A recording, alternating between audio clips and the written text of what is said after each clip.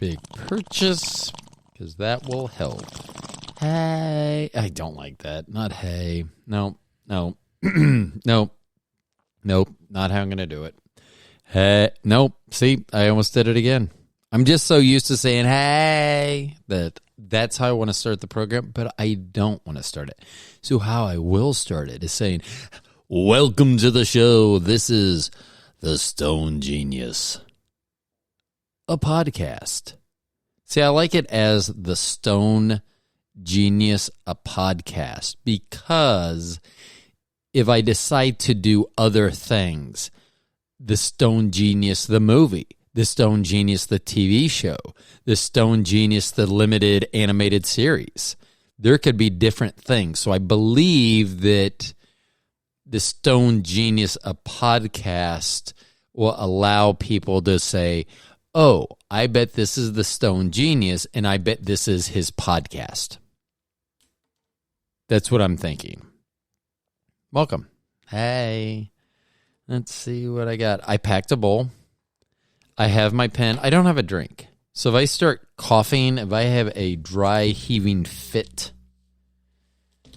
then, well, I was going to say that sucks to be you all, but that's really on me. But anyhow, I have a lot of notes for today. I like how I moved my microphone.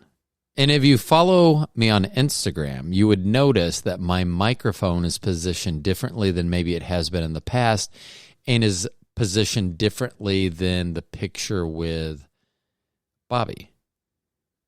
So she has the boom arm coming out and dropping down. I now having the boom arm angled down and the microphone coming up so I can see my extensive notes. Because I make these notes not for me, I make them for you. And then I draw a lot of arrows and make... It actually, so on this is episode 52, what I'm calling the post-alien show. Because yesterday was episode 51, which we all know. All I did was talk about aliens on yesterday's show. So today would be the post-alien episode 52. And on this page, the top third of it, I have crossed it out because I'm not sure whether I want to speak about that. I will give a more general overview of what that topic was going to be. It was going to be producing. Very specific under that category, but that's what I crossed out. I don't know whether I'll ever get to it.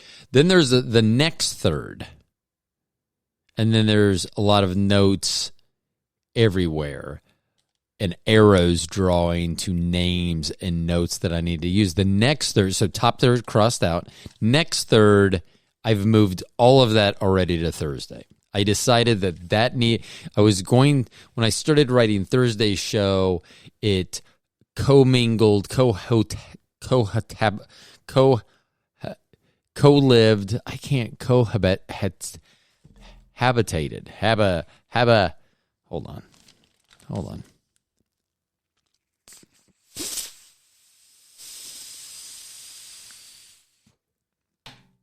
Cohabitated. There we go. See, that worked. Okay, so those notes are all over the place. So instead of having a little bit here, a little bit tomorrow, I moved all that into tomorrow. So I have no show today. So that's it. Thanks for joining. This will be the shortest show that I've had so far. And thanks for joining. I'm just kidding. I do have to find my notes. Oh, that's right. I took my big pages of notes and then I made little notes. Like I took my notes and made cliff notes of my notes. Oh, my dad. So we have an update. He is not doing well. As I have said, he is 90, and a lot of people think that's cool. I will tell you, think about all the people that you know that have been 90. I'll give you a second to think, because there's probably you're probably in the high double digits when you're not. Most people don't know people in their 90s or that have reached their 90s. my parents, none of their parents reached the 90s. I mean, I think that my grandfather on my mom's side was actually run over by a horse and wagon.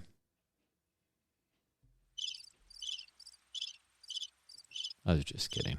I was trying to make Ting old. Yes, Ting. Actually, his real name was Tingley. Tingley. Tingley. And he was a minister. So he probably couldn't go by Tingley. Once he entered the fatherhood, priesthood, the thing where when you're just the minister of a Christian church, the pastor, he probably had to give up Tingley. Because that sounds like if you went to a strip club and they said, "Now coming to the stage, Tingley," you would be like, "Okay, I want to see Tingley. They sound hot." So I'm not sure that Tingley could go. I wish I would have been given that as a first name or a middle name. So my first and middle name were my grandfather's middle names. So Rodney, Tingley, Rodney. His middle name was Rodney. And then my middle name is from my grandfather, my dad's side, paternal grandfather. So that's where I got my name from. But Ting would have been cool. The Ting Tings was a group. That was so cool. That's not my name. But however it was. So my dad is not doing well, as we've talked about. The hospice nurse, and I do believe she was trying to give us hope. She was like maybe a month. We were like, okay. I mean, at this point, I am shocked when he wakes up. After he dozes off, like when I left again today, I was like, I think he's asleep. He may be dead. And I don't mean to make light of that, but at some point that is probably going to happen. That we just think, in my mom, it'll be the time she'll have to explain bruises on him. Because she'll be like, yoo-hoo, yoo-hoo, wake up. And then when he doesn't wake up because he's dead, she'll smack him and stuff. And they'll be like, how did Mr. Martin get these bruises, ma'am? Not sure why the person looking into it sounds, but they do. So what I had put out of all my notes, I decided I was going to do 3 bullet points and then try to find my notes on there. Someone did reference, by the way, SMDB ! Which is suck my dick, bitch! ! And I guess you don't need an exclamation point, because it does not have to be loud or aggressive. It could just be, yeah, suck my dick, bitch. Boom. Bing, bing.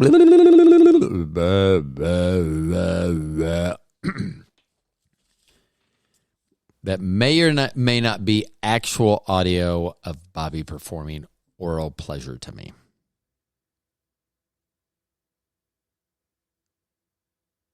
Oh, that's so difficult. I was going to say hard. But then you guys would go to the dirty place. I have a feeling that many of my listeners, and I would guess, I don't know, I have not done any scientific research at all. In fact, I have done no research whatsoever. But I am assuming that the stoners, they're the one.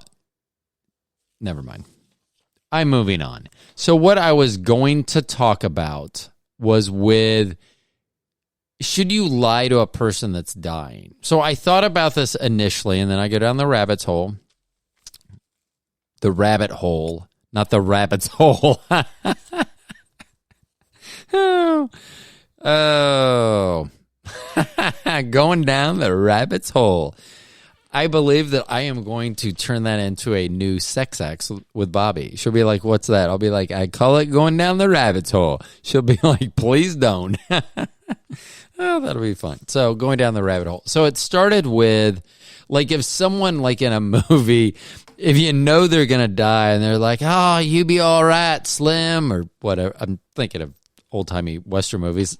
I don't know why, but that's what I was thinking. Or if someone's dying and they're like, you're just hold on, you're going to make it, or knowing, that they're not going to make it. So then I was thinking, well, how about with, your parents that are dying and not dying because of a gunshot or something more, something lingering. So my dad is a big, the election was stolen type person.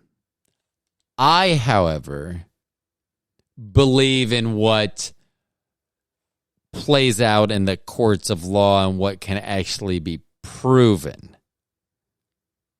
So my father and I disagree a little bit at this. So I was thinking maybe it would be good if I started telling him, like, getting a Newsmax tumbler thing that my dad has one, and he'd drink and he'd be like, "Are you using my cup?" I mean, that's what would perk him up. That's what would keep him around.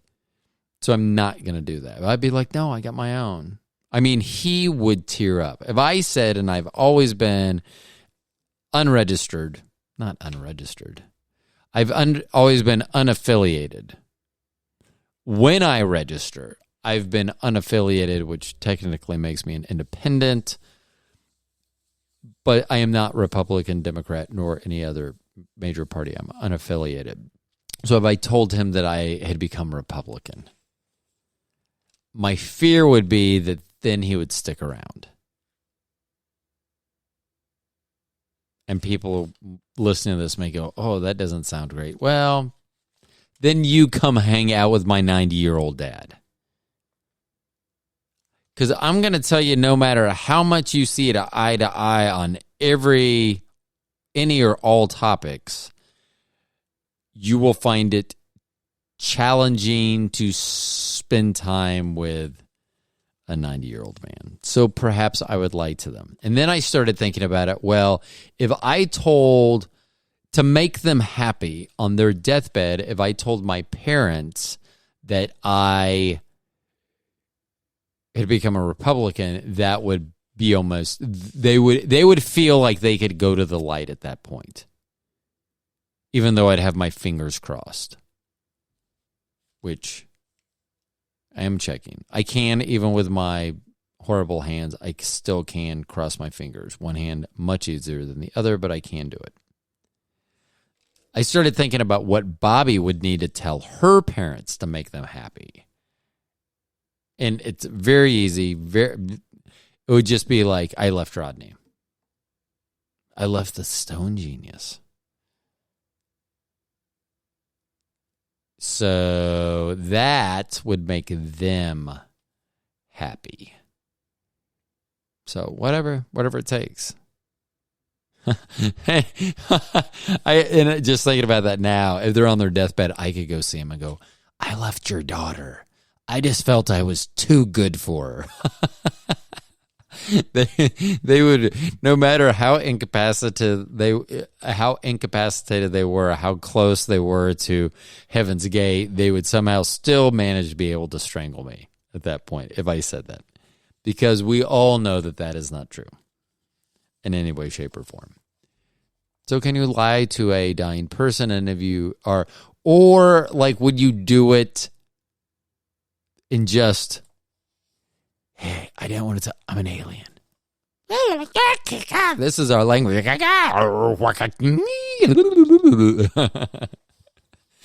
know that the alien language that I just demonstrated sounds very much like ass eating when I demonstrate that. And I understand that. But in our defense, both my ass eating defense and the language of the aliens, that's how they talk in the future. Prove me wrong. Tell them that I'm, I don't know, just whatever. Next, number 2, item 2, out of all these notes. And I need to see where I put these notes. Do I have more notes on the first thing I talked about? Lighted them on their deathbed to make them happy. I would tell my parents. What would Bobby tell her? Hey, I covered all that. I didn't even have to reference. My Cliff Notes was enough for me to remember my actual notes. Cool. That was cool.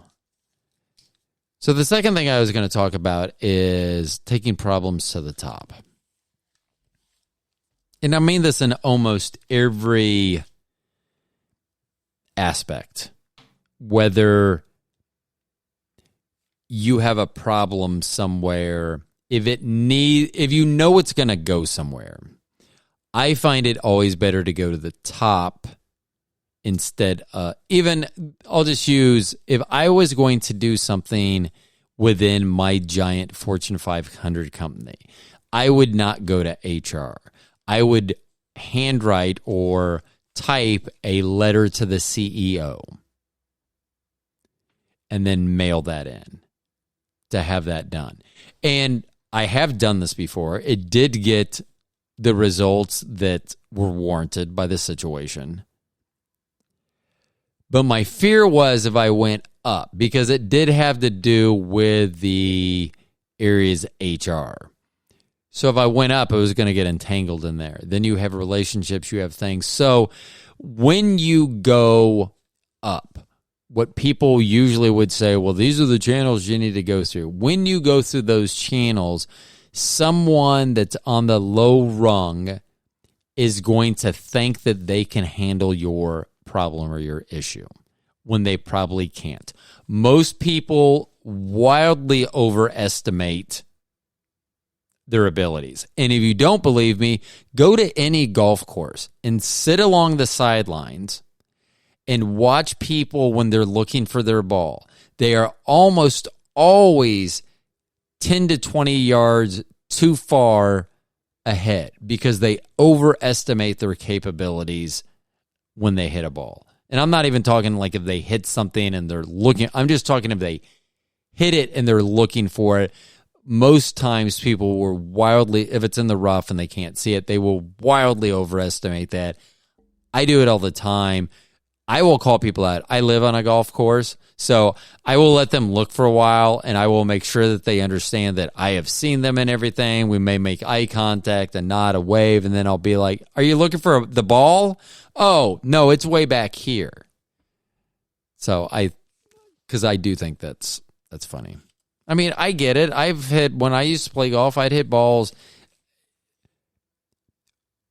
not squarely down the center of the fairway on occasion. But I also knew at the time I played so much golf. I remember once when Bobby and I were playing, I even remember we were playing in Emporia, Kansas. We had dropped our kids off for something in Wichita or met our in-laws in Wichita. We dropped the kids off and we decided to stay and play this nice course there.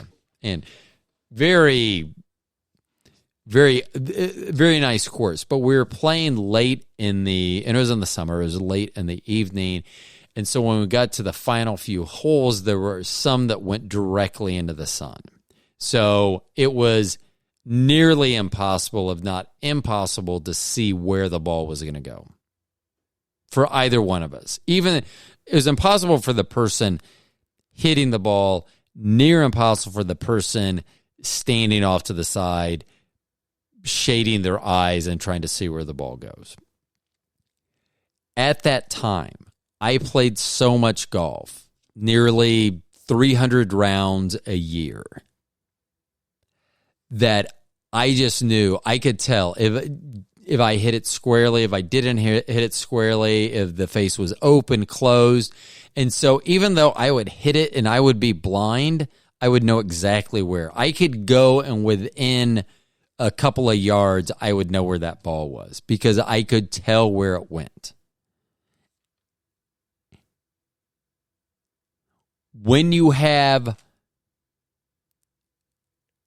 problems, people wildly overestimate their abilities. So if you go through a chain of HR and you're going up through the HR channel, you will run into someone that says, I can do this, and then it will be outside because people like to push themselves. I don't know why. We can debate that all the time. I'll debate that anytime. You don't have to step outside your comfort zone. It makes me more rounded. Fuck that shit. Who needs to be more rounded? You know what happened on the basketball court? I used to wear a shirt that said, when a dunk's worth 3, I'll start doing it. I didn't have to do anything else. I could just sit out there. What am I going to do? Now, if someone really tall and big came out and guarded me, then I would just go around them. So then I'm going to do whatever benefits me. Whatever I'm best at, you're worst at, I am going to exploit your weakness, but I'm going to make sure that it's also a strength of mine. You will see people do that. They'll go, oh, I can do this, and then I need to ask a lot of questions. Now, if you go to the CEO, and when I did this before, I actually wrote in the letter, I know that someone will be reading this letter.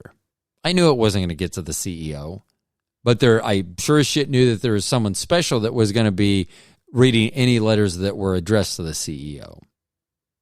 And I referenced that. And I even said, this is why I did it. And it cost people their positions and jobs, which were warranted. Because even after I wrote the letter, and I stated very specific facts, times, camera angles, I put it all in. So after they received the letter, I was reached out by corporate.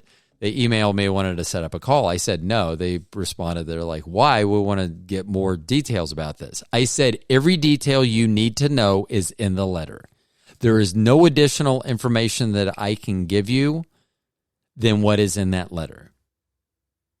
So unless there is something that you do not understand specifically about the letter, I can address that. But if you're just wanting me to rehash all this, I'm not going to do that. It's in the letter. And I wasn't saying, I was not saying this needs to be done. All I was doing was presenting facts. But I knew that because I sent it to the CEO, that was going to go down to someone that says this is important enough that I need to take care of. Or more likely, it would be designated to someone that they knew could take care of this and research it. So that's why I always try to go to the top. It happened, you don't know, so I'm going to explain it. I had bought a TV at an electronics company that's no longer around now, and we had bought the warranty on it. It was an open box TV, and we bought the warranty because we were pretty sure it was going to go, which it did. So it says in the warranty, it doesn't say anything about purchase status. Whether it's new, they always say that open box get the same warranty as a brand new one. It says that if your television cannot be remedied in a timely manner, then they will provide one at their discretion at comparable cost or value. Because at the time, and this was early 2000s, maybe even early 2000s. Yeah, early 2000s, maybe 2000, 2001, somewhere in that neighborhood. These prices were fluctuating. So anyway, the TV went belly up. They came and got the TV. They had it for like 3 weeks. They couldn't get it figured out. They tried everything. So they go, and then they just left it. They said, we've tried everything. We can't get it to work. Never offered any remedies. I go, well, what are we going to do about this? And could never get whoever I needed to speak to, they were unreachable day in, day out. So I started calling in to whatever their hotline was for their warranty. And they said, oh, this sounds very important. We're going to escalate this. Someone will get back to you within 48 hours. No one got back to me, so within 72 hours, I called back in. I said, hey, someone was supposed to call me. It was supposed to be escalated. Oh, we are so sorry. Because of this, we will escalate this. Someone will get in touch with you in 48 hours. 72 hours go by. I do it again. Same exact thing. We're so far. They go, we're so sorry. We'll escalate this. Someone's going to call you within 48 hours. And I go, this has happened a couple times. They're like, yeah, we apologize. Someone will call you within 48 hours. 72 hours go by. I call back in. They want to do the same thing. I go, I don't think you understand what an escalation is. I go, an escalation means that something will happen. There will be a result from that escalation. An escalation is not saying you will escalate it, someone will call you in 48 hours, and then it's up to me to call you 72 hours later to say no one's called me. And so what is your response to that no call to the escalation is to escalate the no call to the escalation. Do you see where this doesn't work? So I finally sent in a letter. Now, one thing that I will tell you, part of my OCD, common sense, genius, whatever you want to call it, is when I speak to someone on a phone, I will notate the date, the time, the person's name, any notes that I deem that I may need to provide me some sort of advantage at some point. So I had all these notes, wrote a letter to the CEO once again. Early 2000s, this was not a lot of you can communicate via email, chat help, that a lot of that was not around, especially with this company. That being said, so I sent the letter in and I actually put, this is when the TV went bad. This is when they picked it up for service. This is how long it was for service. This is who told me someone would call me. This is who told me who would call me, when they would call me, and then that they didn't call me. Happened repeatedly. I was finally directed to a different line. They escalated after escalated after escalated. And so I finally got a call from one of the vice presidents of the company, and they go, we apologize. You can either have this TV, which was the brand that I had, but was... So I think we paid like $1,000. I don't even remember the size.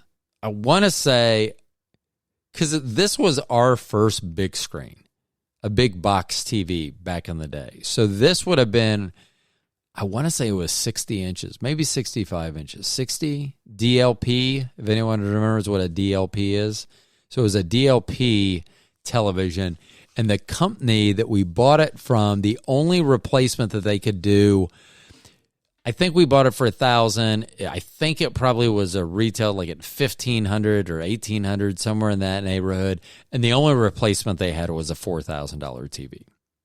And then they said, well, we can get you a different brand. That different brand is going to be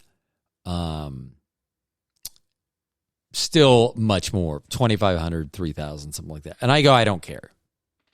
I go, I'd rather have the brand that we'd originally bought, but I honestly don't care. I understand whatever you feel we deserve, let's just take care of that. So we ended up getting the same brand that we had, the very much more expensive TV.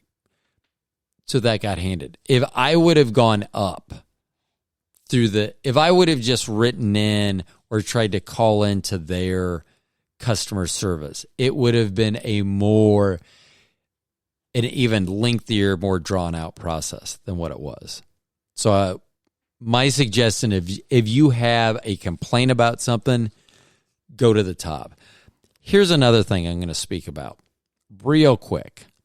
You don't get to complain about everything. Stop being a fucking asshole. Sometimes things don't go your way. You don't get to complain. And you don't get to have outrageous excuses and then expect other people to buy your excuses. If you want to live out in the country, and we have lived in the country, not hours outside the city, but a good 20 minutes outside of city. So we know what it's like to live out there. When we first moved out there, I guess it was even further than that. Yeah, it was 20 minutes each way to the closest grocery store, which was on the outskirts of the city limits. So round trip, 40 minutes is what we'd have to do. So sometimes Bobby might be thinking we're going to have this for dinner and go, ooh, I forgot this ingredient, or I thought I had it, whatever the case may be. Well, I'm not driving 40 minutes. So either change the recipe or we decide to do something else, which is totally fine. But we understood that. We moved in the country knowing that the closest little town to where we lived, which was where we're at, didn't have a grocery store at the time. We were fully aware of that when we moved there. The funny thing is, now that we've moved, just in the last 5 years since we moved, the housing out there has over doubled in value, and I think it's because they have a grocery store. Because Bobby did say when we lived out there that if she had it to do over again, she would not have moved out there because of the whole grocery store thing. And I get it. I'm not the one that does the grocery shopping. I'm not the one that does the cooking for the most part. So, and by most part, don't think that, oh, it's like a 60-40 split. And by the most part, I mean, I will make breakfast every once in a while and then chili, which is probably a weekly thing. But that's one meal out of 21. So whatever that math is, it's less than 5%. So it's like 3.8%, let's say. I don't know. I'm a genius. I should know that. I should boop, boop, bop, bop, but I'm not going to, and I don't give a shit. Go to the top, which is the exact directions that I give Bobby when she's pleasuring me. Go to the top. Okay, just kidding. The last thing I had. Let's see if I have other notes on here. Let's see. Going to the top, did I leave out anything? What's this note? Yes. I was pretty high when I wrote that. I wrote down as part of the problems is think of passing down clothes. You don't pass clothes up. And I know it's a size thing too, but you don't pass. They're hand-me-downs for a reason. Someone will, the first person, you want the most important person to have first dibs on that. I think that's what that meant. I may not have meant that. I was high then, and I am high now. But this is the non-alien episode, so I can be as high as I want. I wouldn't be this high if we were talking strictly about aliens because of the fear that they will invade my mind when I'm high. I don't have that fear. So yes, the third point of my Rose notes, I don't even know if I can say Cliff notes. I may be sued. I hope not. Please don't sue me, Cliff. So my notes that I made, out of all my notes that I wrote on my book, the three that I made, lying to a dying person, check. We have all decided in unison that it would be best to lie to a dying person. And how fun would that be? If you knew that it would bug someone so bad that you could say something converse to what is true just to bug them, like I would do. Taking problems to the top. Yes. Take to top. The last one is standing in the corner. There are a lot of people that are panhandling currently. And maybe they always do. It seems that I am witnessing more and more panhandling. And it's before I didn't mind making eye contact or waving, or even like in the summer if the window I wasn't going to put my window up, and I would say hi. They're human beings. I mean, but more and more, like there was on a corner near my work, there was I'm just assuming because of the classical definition of a family, that it was a husband, a wife, a small child. I'm shitty with numbers. 5, 4, 6, 12. I don't know. No, like 5 or 4. Maybe 4. Let's say 4 or 3. 3 to 5. A tall 3, a medium 5. Height-wise. That's what I'm guessing. And then so they're sitting on the corner. And then there was also a baby carrier with an infant in the baby carrier. And so I was at the corner at the light. I don't have anything to give. Yes, I understand. I just did a show about having stuff to give out or do things that I get it. I wasn't prepared. I wish I had something. I wish I could have whatever. But then I didn't even want to make eye contact. It was like, I don't want to even look. And then I see people, because I'd mentioned dogs. People have dogs. And one thing I thought about doing, because I do like dogs specifically as animals go, or as anything goes really, more than people. So instead of having something in the car for the person, maybe having a bag of treats for the dog. Or a chew toy or something that the dog can have. And I didn't, at least if they have a dog, I'll look and I'm like, oh, that dog. Because I do feel like a lot of those dogs probably, even though they may not have a home and a yard to call their own, they are probably loved and cared for, as well as some people that have their dogs that sleep inside. Anyway, my thought is, how about if someone had a platypus? If you are unaware of a platypus, and I don't know how you could be, I remember in second grade. So how old are you in second grade? So I got to do the math. So 15, 14, 13, 12, 11. I'm picturing 10, 9, 8. So I'm 8, 60. So this is 1975. Oh, Jiminy Crackhorn. Ugh. So I'm 8 years old because I remember what end of the school I had to be in to enter. So this is how I will piece things together and try to figure out logically when it happened.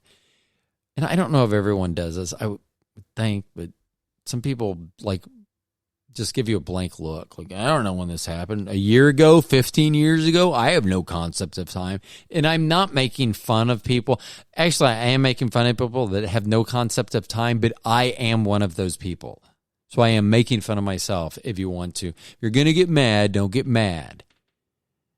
Because I have no concept of time. I often don't know what day it is. I should. I don't. Saturday and Sunday is now just one day. It's one 48-hour day for me. I do not know the difference between a Saturday and a Sunday. I guess I should, because I'm closer on Sunday to going back to work than I am on a Saturday. So that's how I need to figure it out. But I would have been, so I was in second grade, Ms. Williamson's class, and because of the way that we entered the library, because in third grade, because of where those classrooms were, you entered the other. So third, fourth, fifth, sixth grade, you entered the other end of the library, first and second grade. I'm not even sure if first grade. Yeah, first graders would have. So kindergarten, first, and second grade entered on the east side of the library, and 3 through 6, the west side of the library. And I remember this because there were videos. They were like, we could go in there if we were really good, which is weird that I was in there. Or maybe it was great. I don't know why. Or probably more to the point, I was probably told that I did something good and was being rewarded by being able to go to the library by myself and do things. When in retrospect and speaking this aloud, They probably thought the classroom was quieter and more conducive to learning without me actually in the classroom. So they said, why don't you go? And if you're like, well, why do you remember the platypus? Well, I do. I vaguely remember the platypus video. It was like a little video machine. And then they had tapes. There were like 8-track tapes. And you could watch them. And so here's the thing. I remember the platypus. I think they were limited tapes. They must have been National Geographics because of the next one that I watched. And the one that I went to watch the most often. And I remember watching these up until through 6th grade. And you're going to be like, how do you remember stuff like this? Because I remember also watching these videos and checking out Basketball Digest, which was a magazine back then, and it was small. If people remember what the old TV guide, the small TV guide was like, that's what Basketball Digest was like. And it was Larry Bird's Rookie of the Year. I think it was the Rookie of the Year. I'm going to have to look this up now. Rookie of the Year cover where he is off the ground. It's weird because he's jumping. It looks like he should be on the ground because his body is straight. But he's off the ground and he's throwing with his left hand a behind-the-back pass and looking to his right. Kind of. You'll see the left side of his face. Now I'm going to have to look this up because if I remember this is a cover that would have come out in 79, 80-ish. 80. It would have come out in 79 or 80. So right in there. And I would have been 12. Either way, it's 42 years ago, and I'm trying to remember. Some reason I remember that cover. But I will tell you why I remember that cover, and it's not the platypus. I do remember watching videos on the platypus because I started this like 20 minutes ago to tell you what a platypus was. A platypus is a beaver with webbed feet and a duck's bill.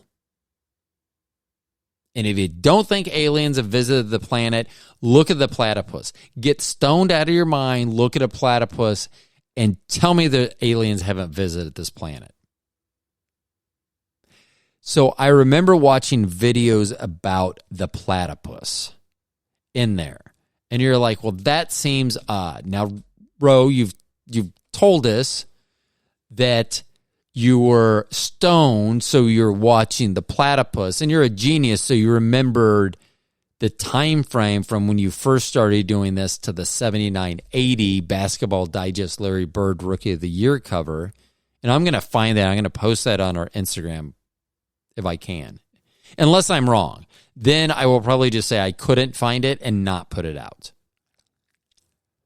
So I'm going to try to find that and put that out. But the other video that kept me going back was there was a tape. Oh, maybe it was one tape. I bet you it was one tape because a platypus is found in Australia. Aborigines are found in Australia. And you're like, so maybe the platypus, because that's weird, and you're an 8-year-old, so you're looking that up. But why are you Aborigines? Because they didn't have shirts. So I'm an 8-year-old looking at titties, like natural titties, like never been in a bra titties. And because they were my first titties that I was seeing ever, and I'm sorry, if you would like me to say breast, I won't. So they're titties. I was looking at titties. And I was just amazed. So our family, I grew up and nakedness was not a thing. People were very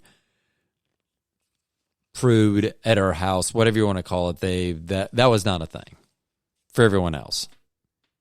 There was a story where I went to school naked one day, but my mom has to tell that story. Anyway, nakedness was not a thing in my house. So here I am as an 8-year-old. I just found out what titties were. I think I found this tape. I think this is a timeline of how things happened. and I'm going to fit this into my 2 minutes for Tim. I don't think I can do 2 minutes for Tim every day. I just don't think I physically can come up with that much hilarious material to do 2 minutes for Tim every day. But this is going to be the 2 minutes for Tim for today. That when I was watching that, I am having flashbacks right now. So here's the timeline. I think of what happened. So I am in probably second grade. Man, first grade, just even second grade. But I think times were different. I think 8-year-olds, they'd be like, fuck it, go to the library. Don't talk to the janitor because... But anyway, I know that I was in first or second grade because I remember the entrance. I could draw a layout of that entire school, that elementary school, my middle school, the mall that we're going to talk about tomorrow. I could, some reason. Now, here's another thing. I believe that you do have the capabilities of remembering everything, because why do you have certain memories? Like something you may find important, other people might not find important. Oh, this is into my 2 minutes of Tim. Anyway, I was going to say, so this is for no one else. It'll be for Tim. So here's how it started. So here I am as an 8-year-old. I put in a tape. It's probably about Australia. I'm like, I probably did not even know what an Australian accent was at that point. Like if someone would have said, hello, throw a shit on the Bobby. And I know that was horrible. And I apologize to any Australians, anyone that knows Australians, anyone that's ever seen the movie Crocodile Dundee 1 or 2. I apologize because I know that was bad. But I probably at 8 years old did not know what an Australian accent was. I don't know. I can't even guess. That I don't remember. That will have to take hypnosis. So anyway, I'm watching this video, and if the person that edited this video did it right, the platypus would have been early on so that you're really like, yeah, and then the titties. And I mean, I think there were a lot of titties, like a lot. And I will tell you, I have always been this way. I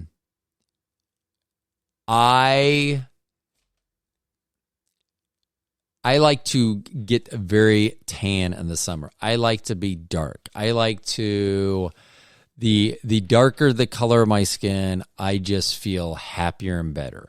I don't know why. I have always thought a tan, the darker skin, I've always been appealing. Like I have told Bobby in the past, I love your tan. Like, I think once you get into I don't know. A couple years ago, she said that she was going to wear a one piece, or she had bought a one piece for the swimming pool. And I was like, what are you talking about? She's like, I don't know. I just felt like I'd get in a one piece this year. And I go, you do understand that is less tan that you're going to have. And she looks so good anyway. She looks so good with a tan. So I am looking at all these just different types of titties. I mean, big titties, small titties, just titties that hung down to their waist, titties that didn't hang all the way down to their waist. There were a lot of titties, a lot of variations of titties. I don't remember any of them being like a fake Barbie, like, oh, huh. I mean, I guess if you just never wear a bra and you're just not wearing a shirt or anything, that you don't have support. I don't know. So I guess I'm glad we live in the West. That, to me, it's just not appealing once breasts get below your belt line. Unless it's due to the sheer size and girth of them, I guess that's okay then. Hold on. Shoot. Ah, dang it. I should have had that better. So how this whole thing started was, and I know we talked a lot about titties, considering that we were talking about platypus, and you're like, I don't even remember why the fuck we were talking about platypus.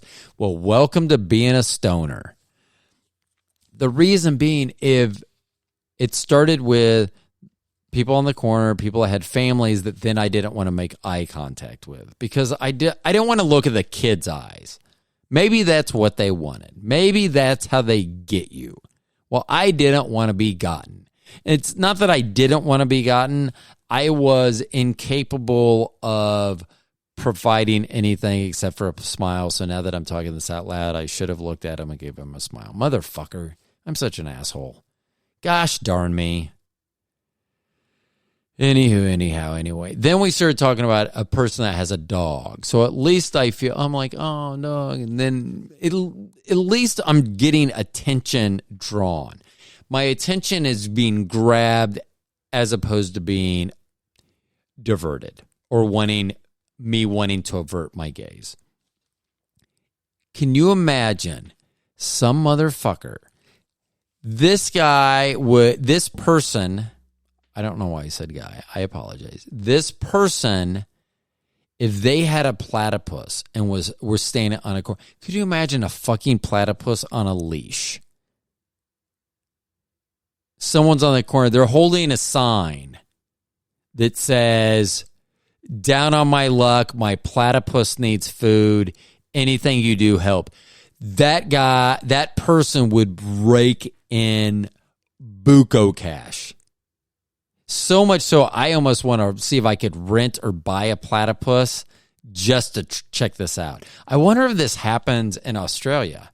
Like, are platypussies, I don't know, we're going with that, platypussies, are they like dogs? I guess they wouldn't be, because neither ducks nor beavers are like dogs here. And since it's a duck beaver or a beaver duck, deaver buck, whatever, man,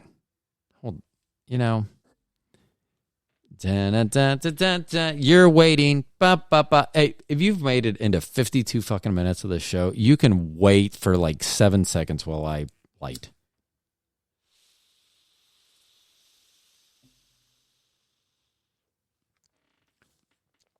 I should do that. I should do that when I'm doing my 2 minutes for Tim, because then I would have to have less actual content. Anywho.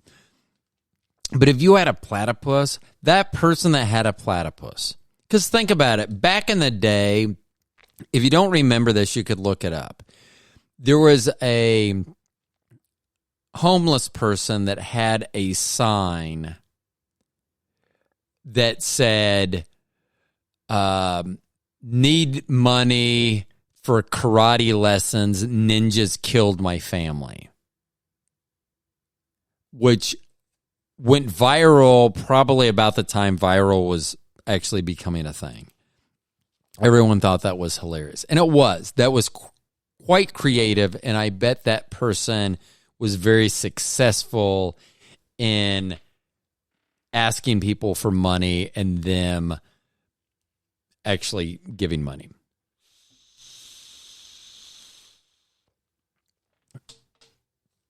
So if you add a platypus, which A is going to draw attention to you. If you have a fucking platypus, even if you're not panhandling, you could have just got to have a fucking Bentley or whatever your car of choice is. Bentley is not my car of choice. It's just, I was trying to think of Richie, some kind of rich car. Sorry, I got to finish this bowl because it's just give me a second. Get a few seconds. Hold on. Watch this. This will be this is my smoking music. If you hear this, if you join and you hear this going on, hey, just rock out in your seat and think about me smoking while you're not. Or maybe you are. And if you are, you should be smoking with me. Let's do this.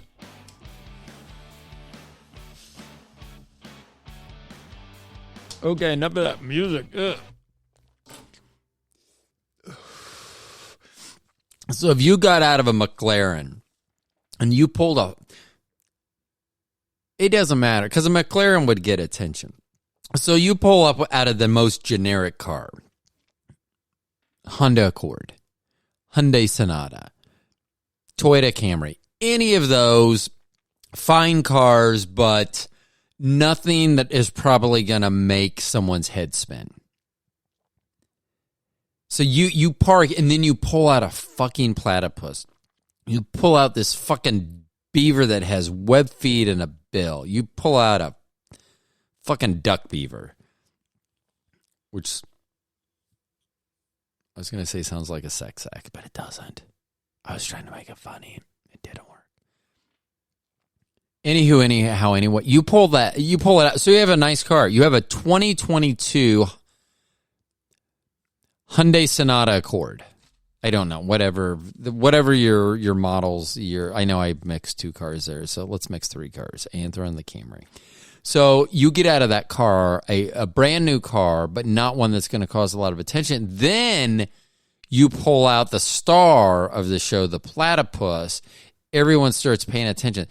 You could be dressed very nice too, be wearing a nice Rolly, or in my case, a tag. Not in my case, but my preference, like a Tag Heuer.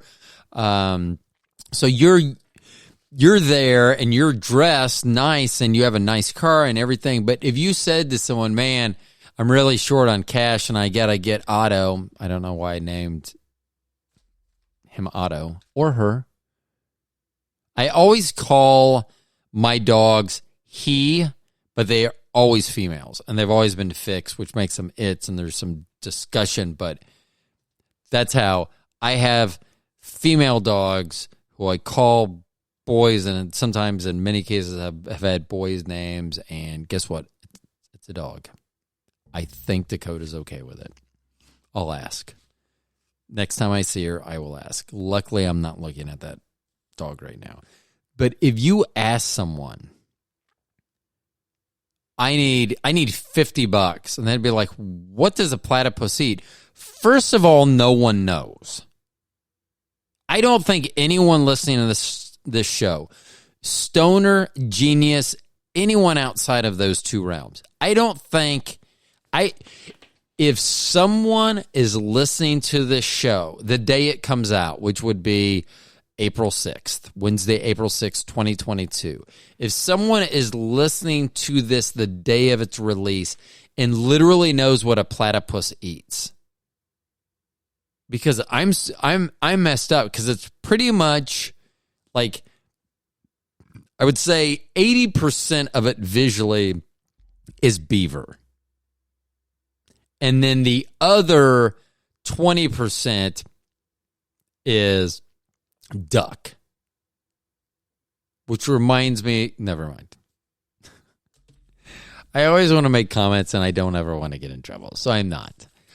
But I was just going to say that I remember running across something that was 80% beaver. Dang it. I hit the wrong one. I hit the crickets instead of the rim shot. Darn me. I'm so bad at being a producer. Anywho, anyhow, anyway, you would clear bank. Because then the next time you'd come back, you'd be driving a Bentley. And be like, I need more money for platypus food. I just don't think anyone knows what a does it eat what a duck eats, or does it eat what a beaver eats? And what does a beaver eat besides my dick? Oh, shoot. I should just have my finger. Dang.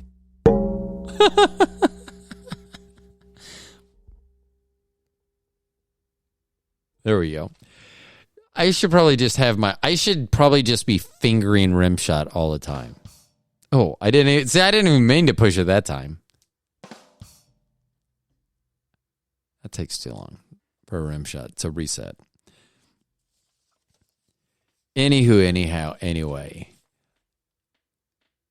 I did think that was funny. 80% beaver. Rimshot. Wah, wah, wah, trombone. Okay, so let's see. Let's go over a quick recap of today. Let's see if we could tie everything in. I wonder if we could lie to a dying person that was somehow near the top. And then they feel so bad, they give us a platypus and we go to a corner and we make money. That, from my Rose notes, that's what I'm assuming that you took away from this show. Actually, lie to a dying person. The funnier, the better. They're going to be gone. And especially if it makes them happy. Or if it doesn't make them happy, if it makes you happy. Taking problems to the top. Here's the thing, don't have problems. And it's got to be I was going to mention this earlier. Not everything is a fucking problem. I want to speak to a manager. No. You should see people's face when I need to speak to a manager. No, you don't. What about? And they tell me, yeah, you're not speaking to anyone about that problem. Yeah. Because I'm not even taking care of it. And I would be out of anyone here, I would be the least likely to take care of it or anything. So if I'm not going to give it effort, I'm not even going to send you to one of these people that may help you. You don't, just because you want to speak to a manager does not mean you get to speak to a manager. I know there are people that think that. Like, I have never gone to a restaurant and thought I was important enough to speak to the chef or the cook or whoever. That maybe I'm not eating at the right establishment. Oh, I bet Tim would have something to say about that. Oh, and I know Tim listens to the end. So here we are, hour plus again. Hey, Tim. So this is going to be for me and you. Hey, the rest of you can listen in because this may be interesting. I want to see it pop up. I need to talk to Tim and make sure that I can mention his business. It is a dining establishment in the state of Colorado. I'm going to just generalize because I know I'll hear from him whether I can say this or not. It serves a type of food that I am not inclined to eat. Now, I thought about this today because I was going to challenge Tim and his group and his family to try to come up with a menu item that I would eat. Now, I will say that some of this food is smell related to me. Much of it is texture related. I know that is probably not much direction, but unfortunately, that's the best direction that I would have because I believe that we're going to go visit Tim next month. I want to interview him while I'm there. But I want to see, because I will mention this, for a long time, Bobby, when Chipotle first came out, and I love Mexican food, Bobby would go to Chipotle all the time. And I don't know what I thought Chipotle was or anything. Freebird, there's many different ones out there that make wraps. I am just using Chipotle because this was the original one that we went to in the discussion. So Bobby she always wanted to go there and I didn't. She was eating there a few years before I was, probably a couple years before I was. And she was actually out of town. And I went there with the owner of the company that I worked for and his wife. We actually went there, which was really weird that the three of us would go out to dinner, but we did. And I ate it. I remember because then I was like, oh, it's really good. I was like talking about it. Bobby's like, really? Yes, I know, Bobby, you're usually right. Just because you're right does not mean that I'm going to acknowledge that. And it's not because I don't want you to be right. It's because I am not only a genius, I am also super stupid. So she needs to understand that as well. So I didn't think that I liked Chipotle, and I love Chipotle. I mean, it is always a go-to. Like if we're like on the fence about, so that is something that I did not think that I would like, and I do. So I'm hoping that there is something that I will find there because it is not something that I have gone out. I would not go out and search out this restaurant. Has nothing. I want to be able to support my friend's restaurant. And maybe the best way I can support them is not going to eat there because it may be a lot of it has to do is I have a horrible gag reflex. So I could put something in my mouth and I don't want to be there and have a reaction that other people be like, oh shit, what is it? I do not want whatever he's having, I do not want that. So maybe it would be best if my support for him would be not being at his restaurant. But I would like to be able to eat there and enjoy something. I don't know what that would be. So I'm going to have to look at the menu, and maybe we'll discuss that before I get there. But that's going to be my challenge, and we'll see if it gets accepted. See if and then maybe, who knows? It'll be, I don't know how they name their food, but the Stone Genius fill in the blank. Like, it could even be a dessert, the Stone Genius ass cake. It'll be chocolate that you eat from the bottom. You're welcome. I should make those this weekend and take pictures of them. Make an ass cake. And then I'm just going to tell everyone that's what I'm doing, but give no explanation. What are you doing this weekend? Making ass cakes. I'll talk to you later, and then hang up. Just let them think about whatever. Okay, thanks. Another hour-long show. I know there's a few people out there that still listen to this show, and let me say a couple things, because most of you aren't listening at this point anymore, but those of you that are, thanks. Oh, and this is directed at you all, because you all are the ones that I probably hear from anyway. So I hear from way more people than I ever even thought, imagine, even listen to the show. I hear from them. And maybe all the people I hear from are all the people that listen to the show, so that could be also, I don't know. But a comment that was made to me today was, they said that I was, and I don't know if everyone agrees, and probably the people that stopped listening at 10 minutes into the show will disagree, but the comment was made to me that they enjoyed listening to me, they were amazed that they could listen to the whole show as me not having a guest or a co-host or anyone to talk to. That it was me rambling on. So I very much appreciated that. I've mentioned when Tim had reached out when he found the podcast and listened to it. That means a great deal to me. And there are many, many of you that do that. It is very much appreciated. So thank you and thumbs up to that. Buy a platypus if you have the chance. I don't know. But that person would make a shitload of money. I guarantee it. Tomorrow's show, we're going to talk about mall life, mall culture. When I grew up in the 80s, I turned 13 in 1980.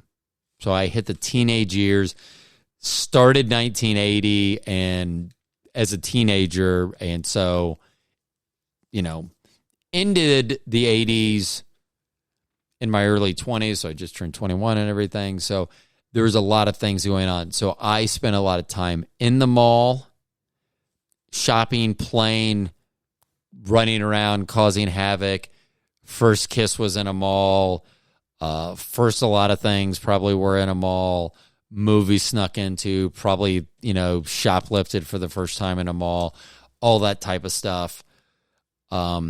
That's not really a culture anymore. Like, people used to meet at the mall. That's where you would meet. When you would get dropped off, the discussion, because we had to call on the phone, there were not texting and things like that. You would have to call, and usually only one person needed to know, because someone's parents were going to drive 3 or 4 of you there, whatever you could fit in the car. You would find the parent, the family, the kid that had... The family had the largest car, most capacity, get the most people. And then you would discuss which mall entrance. Are you going to the movie entrance? Are you going movie theater entrance? You're going to the fun factory entrance? You're going to the food court entrance? So you had to discuss those things. So mall life and culture was very impactful for me growing up. The mall that I ran around in, and I literally lived right behind.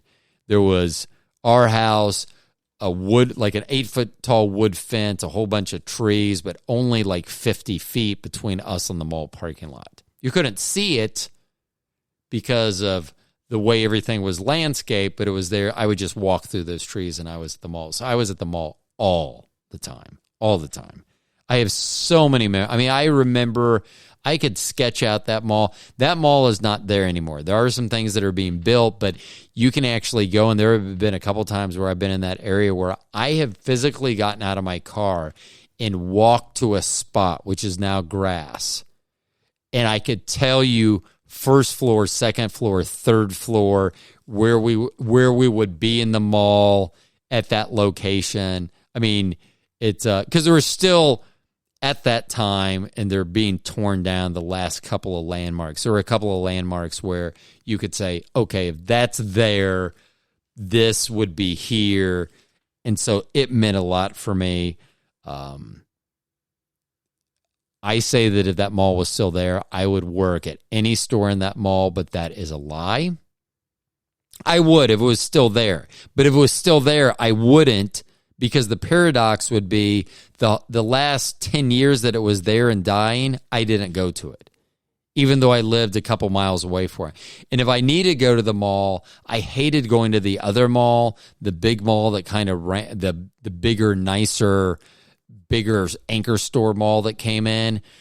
I hated going to that because I didn't have any attachment. I would go to movies there, and we did some shopping there, and the only reason we'd really go to that mall was to meet girls from other schools, because the mall that we went to was closest to our school and our feeder schools and our high school. So by the time you got to high school, you knew everyone because you had that mall culture. I just never went to the mall the last 10 years it was open. I take that back. I was there a couple times. Once I worked in the security field and had to be in it after it closed down, and that had a break-in, so I got to walk through. It was totally eerie. I mean, it was post-apocalyptic eerie, but that was super cool. I'll talk about that tomorrow. And a lot of the stuff that I originally had scheduled for today, I was just going to talk about some mall stuff, and I'm going to talk about all that tomorrow as well. So I think that's going to be just as long a show. It will be fun. You'll get to hear a lot of stories about me growing up. I was a fuck awful kid. I really, I talk about my dad on his deathbed, more or less. I mean, it's going to be, I do think the hospice nurse was being very, very generous when she said, well, he could have another month.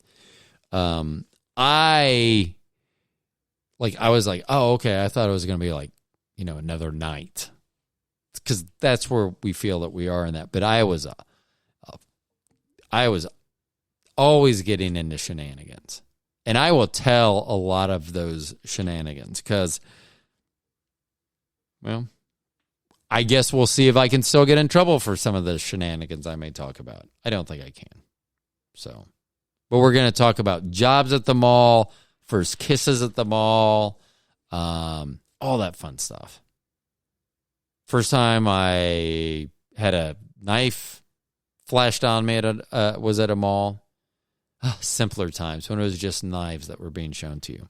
Anyway, another long show. Oh, I was going to say, I think I started and I transitioned out of it and started talking about something else. For you all that are still listening to the show, when this began, it was Talking Tampa Bay Sports with Roe. Because I'm a lazy bastard, I did not want to set up a new email account, a new whole thing, so I just transitioned that show to the Stone Genius. That's why if you look at some of the old pictures on Instagram, they may be more sports related. But I had I had a couple of difficult problems. B, it was very difficult for me, and I say this a lot, very difficult for me to put content out in a timely fashion for that show. And then also for me to get 20 minutes seem like it was pulling teeth. And then I do this show and I get an hour and 15 minutes in, it feels like nothing. So it will be interesting on my 6 weeks off from my regular work, how long my shows and how detailed they are at that point. But to you all, sorry, I just hit the mic again. For you all that are still listening, from whenever you joined in and listening and following, thank you so much. For those of you that are still hanging on and still listening from when it was Talking Tampa Bay Sports with the Row, I super appreciate it. I know this is a totally different program than what that program is. I very much appreciate that. Maybe you just unfollowed me. I've heard from at least one of you, so I know at least one of you has not done that. But I very much appreciate that. So thank you very much. Does not go unrecognized by this stoner. Anyway, enjoy your Wednesday if you're listening to this on a Wednesday. If you're joining this sometime in the future and listening back to this, I hope that you are having an amazing day. This is the Stone Genius, better known as Ro, saying bye-bye.